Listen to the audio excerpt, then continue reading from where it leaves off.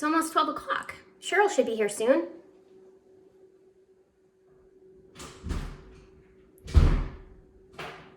Hello? Cheryl? That's not Cheryl.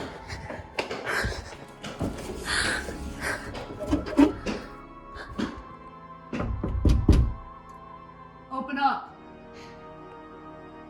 Who is it? Open up. Here's Stevie. Oh, Cheryl! Give me that book.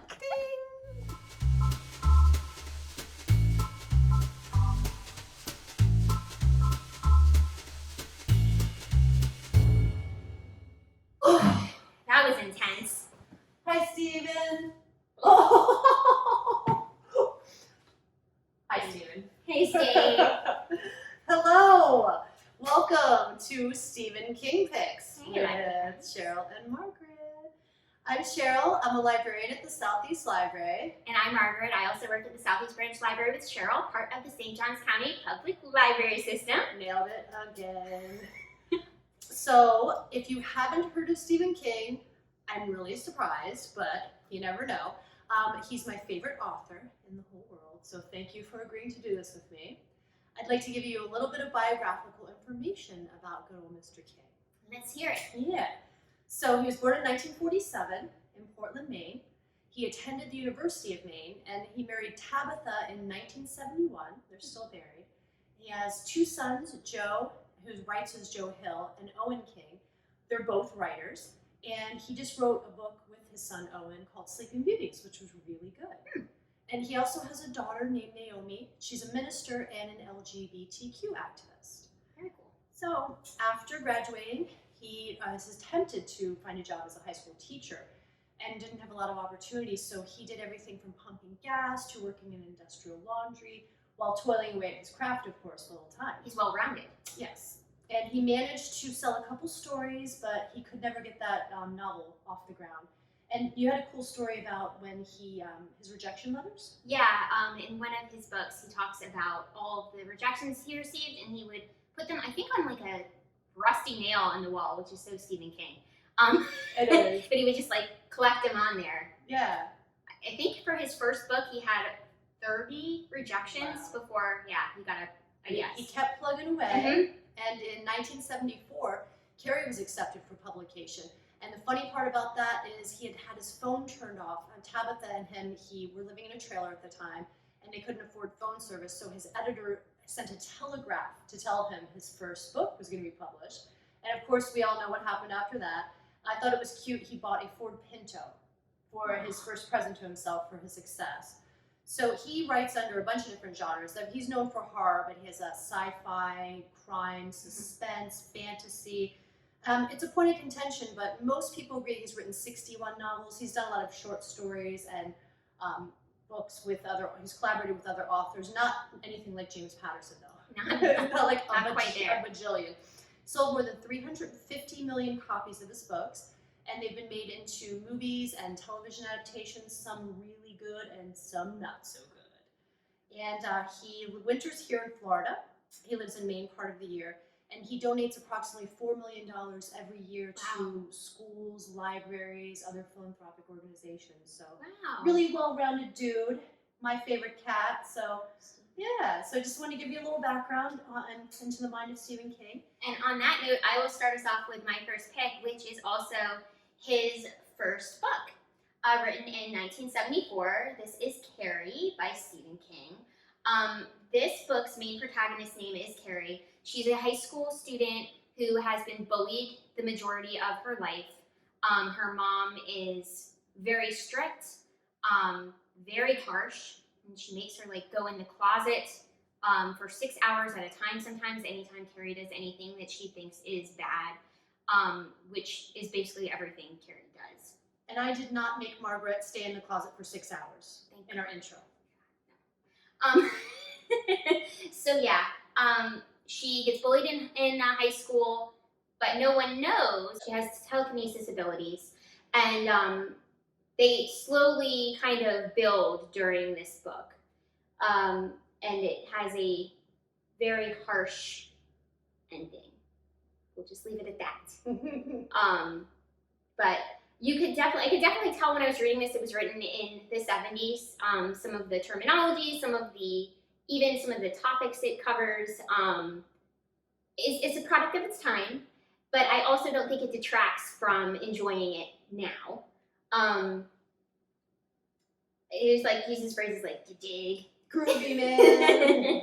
I read it in like an afternoon, so it didn't take long.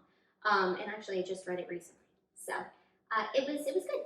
If you really want to be horrified, watch the film with Sissy Spacek. I'm not there. No. No. I'm a little bit more of a horror aficionado than you are, so I might get you to watch it at some point. All right.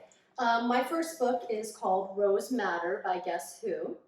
And the main character is Rose Daniels. She has been in a very abusive, physically and emotionally, marriage for 14 years. And I just wanted to warn everybody, the beginning of this book is not easy to read. All of these books that we're going to talk about today, disclaimer, Yeah. they're tough.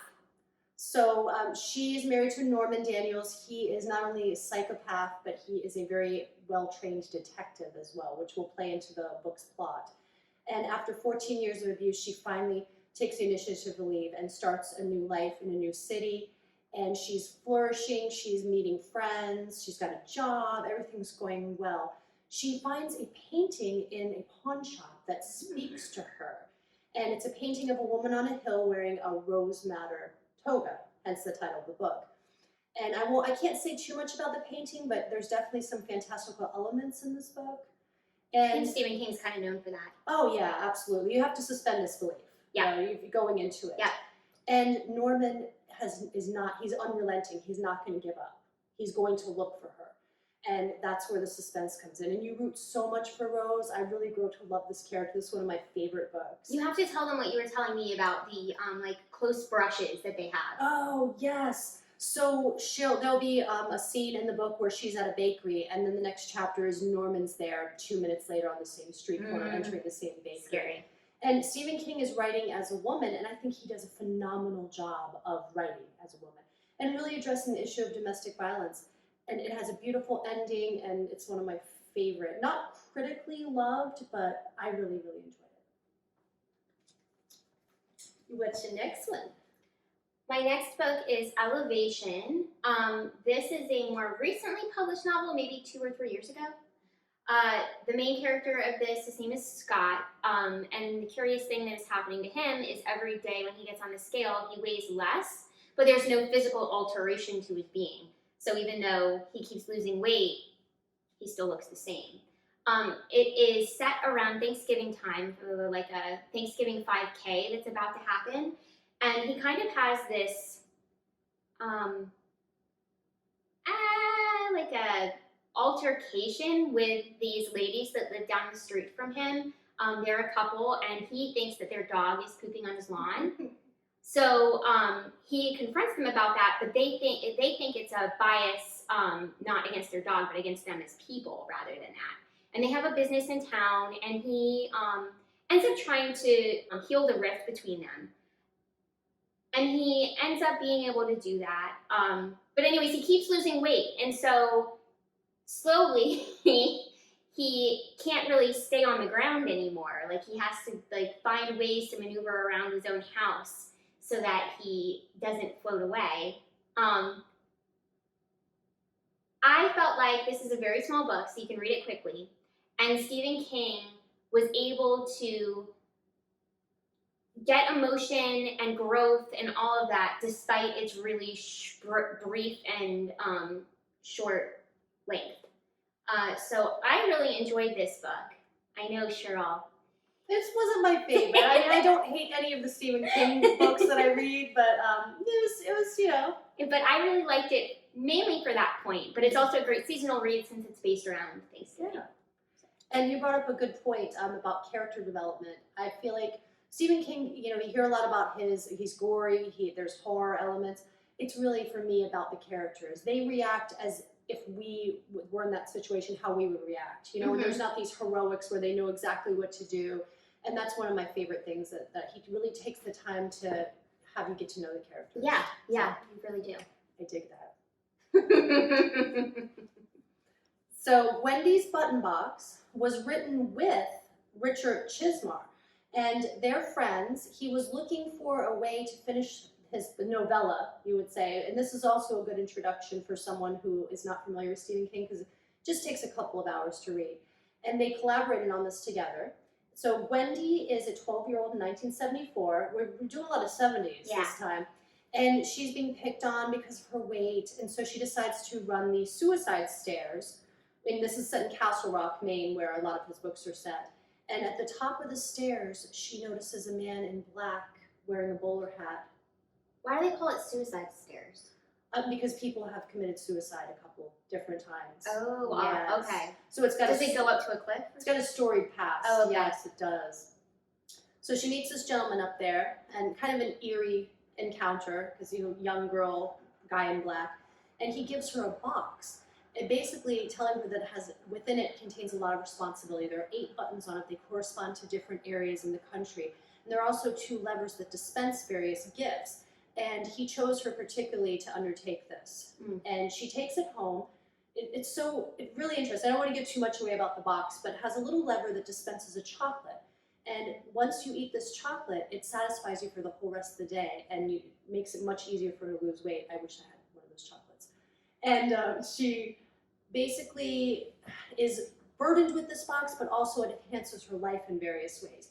She becomes fit, and she's the star of her track team. She excels in school, but then there's always a price to pay when it comes to Stephen King, and there's a lot of decisions that happen when you press the various buttons that not only affect her, but the rest of the world. And like you said, she's 12 years old. Right. So that's a lot of responsibility for a young person. A lot of burden put upon her.